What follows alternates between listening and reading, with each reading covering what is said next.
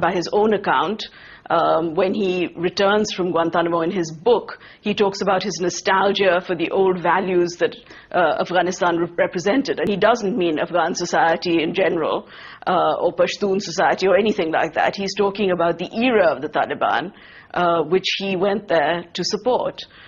He describes how he attended Jamaat-e-Islami training camps, and he mentions various other unnamed jihadi camps that he went to and visited. Now, you could think of this as simply an innocent form of radical tourism, or you could say that this is an indication that his views were very close to these people, and that's why he was there. Gita, at the heart of the fight, in a sense that's engulfing Amnesty International with this controversy, what do you believe is the problem? Do you believe the issue is that human rights groups such as Amnesty can get dogmatic and turn a blind eye because they're too politically correct when it comes to certain, for example, this has been the accusation of the right, that the extreme left is too blinded, in a sense, by political correctness to look at radical Islam? Or do you believe the problem is something else here? Well, I think actually the problem is a little bit of a mystery, because Amnesty International should not be an organization of the extreme left or of any other political view. It should be upholding its own policies and practices and human rights values. What it's doing instead is refusing to answer this question about legitimization and answering questions as if somebody was saying you shouldn't campaign to protect the people against torture, which was never in question at all.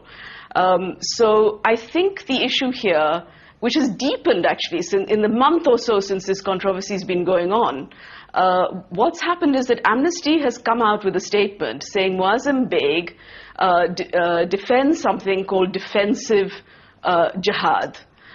He believes in this concept, and we do not believe, that is the Amnesty International senior leadership, that it is antithetical to human rights.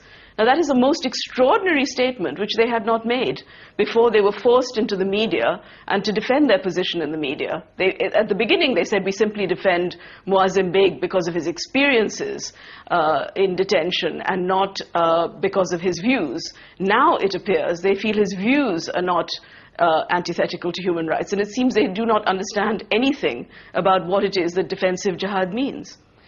Are you essentially saying that Amnesty International has today gone on record to say that jihad in the way that people like Beg interpret it is not antithetical to the principles of Amnesty International? What does that say for the larger issues of terrorism? I mean, is Amnesty International in effect endorsing terrorist ideology? Well, I think many people who look at that statement are going to be wondering exactly what it is that Amnesty International is endorsing. And it is extremely worrying if they think that ideologies that are promoting systematic violence and discrimination against women, against religious minorities, and just against what Beg and his friends say, people he employs in CagePrisoners, say are innocent civilians. They say they're not for attacking civilians. And some people interpret that to mean that they abide by the Geneva Conventions and laws of war. But as we know, the Taliban in Afghanistan are responsible for a huge number of attacks on civilians, including schools and other facilities. And that is not the way they actually conduct their war. Also, this concept of jihad, according to Beg in an article he wrote, is an individual obligation on all Muslims. Now, many Muslims would say that jihad is a spiritual obligation, it's about an intellectual and spiritual struggle. Not everybody believes it's about war. He specifically rejects that idea. He thinks that it is about war and it is an individual obligation and people should go and fight. And I think some parts of the left think that this is something to do with a national liberation struggle. And there are definitely Islamist organizations that have argued this position as well.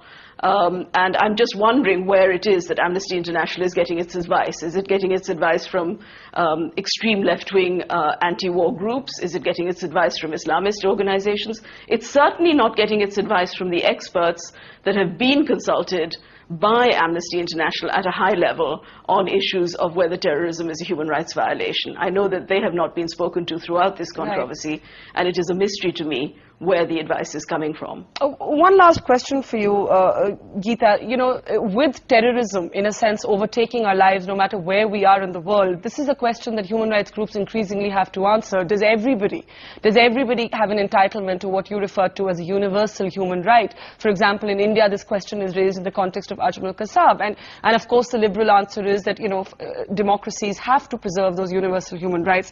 Do you think, in a sense, this controversy has weakened the ability of human rights activists like yourself to turn around and say, look, everybody deserves certain basic principles, because then the bias becomes that in a sense groups like Amnesty are shielding terrorists? Yeah, I think that is the key problem you've identified, Barkha. I think that's absolutely central. One is that we need to have a much better understanding of human rights violations involved with acts of terrorism. So what happens to civilian populations? What happens before bombs explode, when groups go around controlling what women wear, attacking shrines, attacking religious processions, and so on. So that's one issue. But the other issue is that people who are accused of acts of terrorism do need the protection of human rights and of the rule of law. And what happens is that if human rights organizations are seen not to understand the distinction between upholding rights and actually promoting very dangerous views and legitimizing people like that, then we weaken our own case in opposing oppressive counter-terrorism measures of government. And whether it's against Maoists, whether it's against jihadis, whoever it might be against, we have to uphold the rule of law at all times. And we have to be able to do both things. We have to look at the awful effects that civilian populations suffer when terrorist acts are committed against them, and we have to be able to protect the rights of suspects. Even if they actually have committed the crime, their rights still need to be protected in proper courts of law. It's a hugely important point you're making, and controversies like this certainly don't strengthen, in a sense, the campaigns of human rights activists. Gita Sahgal, thank you for your time from London on the Buck Stops here tonight.